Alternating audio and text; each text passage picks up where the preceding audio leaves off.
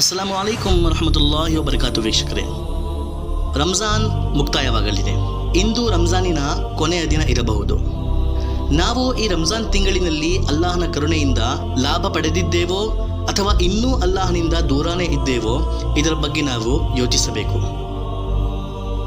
ಏಕೆಂದರೆ ವೀಕ್ಷಕರೇ, ರಂಜಾನ್ ಮುಕ್ತಾಯವಾಗಿದೆ ಹಾಗೂ ಇನ್ನೂ ನಾವು ಅಲ್ಲಾಹನಿಂದ ನಮ್ಮ ಪಾಪಗಳನ್ನು ಕ್ಷಮಿಸಿಕೊಳ್ಳಲು ಸಾಧ್ಯವಾಗಲಿಲ್ಲ ಎಂದರೆ ನಮ್ಮ ಪ್ರಿಯವಾದಿ ಮುಹಮ್ಮದ್ ಸಲ್ಲಲ್ಲಾಹು ಅಲೈಹಿ ವಸಲ್ಲಂ ಹಾಗೂ ಜಿಬ್ರಾಯಿಲ್ ರವರ ಬದ್ದುವಾ ನಮ್ಮ ಮೇಲೆ ಬೀಳುತ್ತದೆ. ಸೊ ನಾವು ಇದರ ಬಗ್ಗೆ ಯೋಚಿಸಬೇಕು. ಇಂದು ನಾವು ಈದ್ ನಮಾಜಿನ ಬಗ್ಗೆ ಮಾತನಾಡೋಣ. ಯಾವ ರೀತಿ ಈದ್ ನಮಾಜ್ ನಿರ್ವಹಿಸಬೇಕು, ಪುರುಷರು ಯಾವ ರೀತಿ ನಿರ್ವಹಿಸಬೇಕು, ಮಹಿಳೆಯರು ಯಾವ ರೀತಿ ನಿರ್ವಹಿಸಬೇಕು, ಎಷ್ಟು ರಕಾತ್, ಯಾವ ಸಮಯ, ಇವೆಲ್ಲವನ್ನು ಡಿಸ್ಕಸ್ ಮಾಡೋಣ. ಆದರೆ ಅದರ ಮುಂಚೆ ಇಂದಿನ ರಾತ್ರಿಯ ಬಗ್ಗೆ ಕೂಡ ಮಾತನಾಡೋಣ, ಅರ್ಥಾತ್ ಈ ದಿನ ರಾತ್ರಿಯ ಬಗ್ಗೆ. ಈ ರಾತ್ರಿಯನ್ನು, ಈ ದಿನದ ಮುಂಚೆಯ ಈ ರಾತ್ರಿಯನ್ನು ಲೈಲತುಲ್ ಜಾಯಿಜಾ ಎನ್ನುತ್ತಾರೆ. ಲೈಲ್ ಎಂದರೆ ರಾತ್ರಿ, ಜಾಯಿಜಾ ಎಂದರೆ ಬಹುಮಾನ, ಅರ್ಥಾತ್ ಬಹುಮಾನದ ರಾತ್ರಿ. ರಂಜಾನಿನ ಇಡೀ ತಿಂಗಳಿನ ಬಹುಮಾನ ನೀಡಲಾಗುವ ರಾತ್ರಿ. ಸಂಪೂರ್ಣ ತಿಂಗಳು ನಾವು ಬರೀ ಅಲ್ಲಾಹನಿಗೋಸ್ಕರ ಎಂದು ಉಪವಾಸಗಳನ್ನು ಪಾಲಿಸಿದ ಬದಲು, ತರಾವಿಹ್ ನಮಾಜಿನಲ್ಲಿ ಕುರಾನ್ ಕೇಳಿದ ಬದಲು, ಈ ರಂಜಾನ್ ತಿಂಗಳಲ್ಲಿ ಮಾಡಿದ ಎಲ್ಲ ಕಾರ್ಯಗಳ ಬದಲು ನೀಡಲಾಗುವ ಅದ್ಭುತ, ಆಸಕ್ತಿದಾಯಕ ಹಾಗೂ ನಮ್ಮ ಕಲ್ಪನೆಗಳಿಂದಲೂ ಹೆಚ್ಚಾಗಿ ನೀಡಲಾಗುವ ಬಹುಮಾನಗಳ ರಾತ್ರಿ.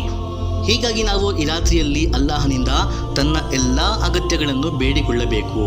ಅಲ್ಲಾಹನಿಂದ ರಂಜಾನಿನಲ್ಲಿ ಗೊತ್ತಿದ್ದು ಗೊತ್ತಿಲ್ಲದೆ ನಮ್ಮಿಂದ ಆದ ಎಲ್ಲ ಪಾಪಗಳಿಂದ ಕ್ಷಮೆ ಕೇಳಿಕೊಳ್ಳಬೇಕು. ಇಂದು ಅಲ್ಲಾಹನು ತನ್ನ ನಿಧಿಗಳನ್ನು, ತನ್ನ ಕರುಣೆಯ ಖಜಾನೆಯನ್ನು ತನ್ನ ಭಕ್ತರ ಮೇಲೆ ಮಳೆಯಂತೆ ಸುರಿಸುತ್ತಾನೆ. ಈಗ ನಾವು ಈ ರಾತ್ರಿಯಲ್ಲಿ ಅಲ್ಲಾಹನನ್ನು ಮರೆತು ಬರೀ ಶಾಪಿಂಗ್ಗಳಲ್ಲಿ ನಿರತರಾಗಿ ಮಹಾಮೂರ್ಖರಲ್ಲಿ, ಮಹಾಮುಟ್ಟಾಳರಲ್ಲಿ ಶಾಮೀಲಾಗಬಾರದು ವೀಕ್ಷಕರೇ. ಸೊ ಈಗ ಈದ್ ನಮಾಜಿನ ಬಗ್ಗೆ ಮಾತನಾಡೋಣ. ವೀಕ್ಷಕರೇ, ಈದುಲ್ ಅಜ್ಹಾ ಆಗಲಿ, ಈದುಲ್ ಫಿತ್ರ್ ಆಗಲಿ, ಎರಡು ಈದ್ಗಳಲ್ಲೂ 2 ರಕಾತ್ ನಮಾಜ್ ವಾಜಿಬಾಗಿದೆ. ಇದು ಕೂಡ ಪ್ರತಿಯೊಂದು ಬುದ್ಧಿವಂತ ಬಾಲಿಗ್ ಪುರುಷನ ಮೇಲೆ ಕಡ್ಡಾಯವಾಗಿದೆ. ಮಹಿಳೆಯರಿಗೆ ಇದು ಕಡ್ಡಾಯವಲ್ಲ.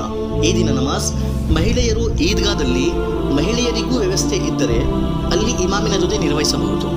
ಆದರೆ ಮನೆಯಲ್ಲಿ ಮಹಿಳೆಯರು ಈದ್ ನಮಾಜ್ ನಿರ್ವಹಿಸುವ ಹಾಗಿಲ್ಲ. ಮಹಿಳೆಯರಿಗೆ ಇದು ಆಪ್ಷನಲ್, ಕಡ್ಡಾಯವಲ್ಲ. ಆದರೆ ಪುರುಷರಿಗೆ ಇದು ಕಡ್ಡಾಯ, ಇದು ವಾಜಿಬ್.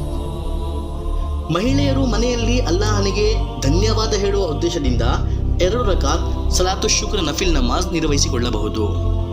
ಈಗ ನಾವು ಈದ್ ನಮಾಜಿನ ಪ್ರಕ್ರಿಯೆಯ ಬಗ್ಗೆ ಮಾತನಾಡೋಣ. ಮೊದಲು ನಿಯತ್ ಮಾಡಬೇಕು.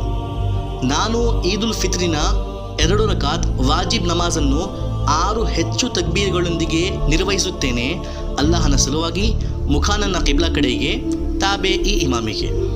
ಇಷ್ಟೇ ವೀಕ್ಷಕರೇ.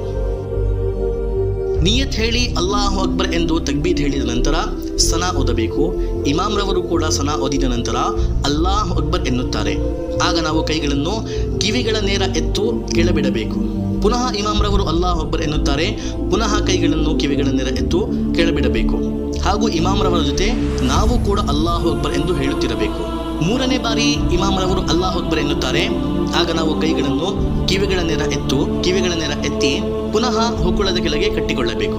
ನಂತರ ಸಾಮಾನ್ಯ ನಮಾಜಿನ ತರಹ ಸೂರೆ ಫಾತಿಹಾ ಹಾಗೂ ಇನ್ನೊಂದು ಸೂರಾ ಹೇಳಿದ ನಂತರ ಇಮಾಮರವರು ರುಕು ಮಾಡುತ್ತಾರೆ, ಸಜ್ದಾ ಮಾಡುತ್ತಾರೆ. ಪುನಃ 2ನೇ ರಕಾತಿನಲ್ಲಿ ಎದ್ದು ನಿಂತು ಸೂರೆ ಫಾತಿಹಾ ಹೇಳುತ್ತಾರೆ, ಪುನಃ ಇನ್ನೊಂದು ಸೂರಾ ಹೇಳುತ್ತಾರೆ.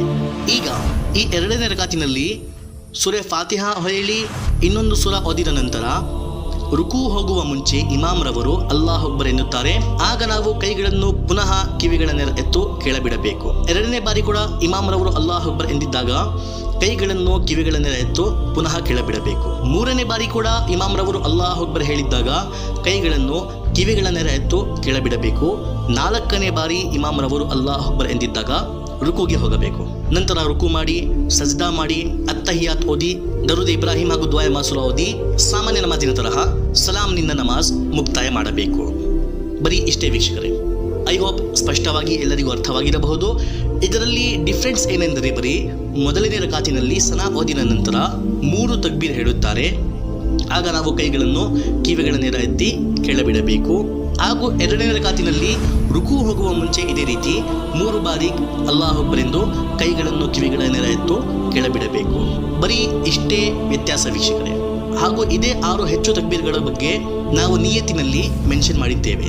ಸೊ ಐ ಹೋಪ್ ಎಲ್ಲರಿಗೂ ಸ್ಪಷ್ಟವಾಗಿ ಅರ್ಥವಾಗಿರಬಹುದು. ಹಾಗೂ ಇನ್ನೊಂದು ಮುಖ್ಯವಾದ ವಿಷಯ ವೀಕ್ಷಕರೇ, ಈದ್ ನಮಾಜ್ ಆದ ನಂತರ ಇಮಾಮ್ರವರು ಅರಬಿ ಖುತ್ಬಾ ಹೇಳುತ್ತಾರೆ. ಅದನ್ನು ಕೂಡ ನಾವು ಕಡ್ಡಾಯವಾಗಿ ಗಮನವಿಟ್ಟು ಕೇಳಬೇಕು. ಆ ಖುತ್ಬಾದ ಮಧ್ಯದಲ್ಲಿ ಆ ಕಡೆ ಈ ಕಡೆ ಗಮನ ಹಂಚುವುದು ಅಥವಾ ಪರಸ್ಪರ ಮಾತನಾಡುವುದು ಇದು ಕೂಡ ಮಹಾಪಾಪ ವೀಕ್ಷಕರೇ. ಆ 2 ಖುತ್ಬಾಗಳು ಕೂಡ ನಮಾಜಿನಂತೆ ಸೈಲೆಂಟ್ ಆಗಿ ಗಮನವಿಟ್ಟು ಕೇಳಬೇಕು ವೀಕ್ಷಕರೇ. ಐ ಹೋಪ್ ಎಲ್ಲರಿಗೂ ಈ ನಮಾಜಿನ ಬಗ್ಗೆ ಸ್ಪಷ್ಟವಾಗಿ ಅರ್ಥವಾಗಿರಬಹುದು. ಇನ್ನೂ ಏನಾದರೂ ಡೌಟ್ಸ್ ಇದ್ದರೆ ಕಮೆಂಟ್ ಬಾಕ್ಸ್ ಮೂಲಕ ನಮ್ಮಿಂದ ಕೇಳಬಹುದು. ನಾವು ಪ್ರತಿಯೊಂದು ವೀಕ್ಷಕರ ಕಮೆಂಟನ್ನು ಉತ್ತರಿಸುತ್ತೇವೆ. So that's it for today ವೀಕ್ಷಕರೇ. ಇನ್ನು ಮುಂದೆ ಮಾತನಾಡೋಣ ಇನ್ನೊಂದು ವಿಡಿಯೋಲ್ಲಿ. ಅಲ್ಲಿಯವರೆಗೆ ಫಕತ್ ವಸ್ಸಲಾಂ.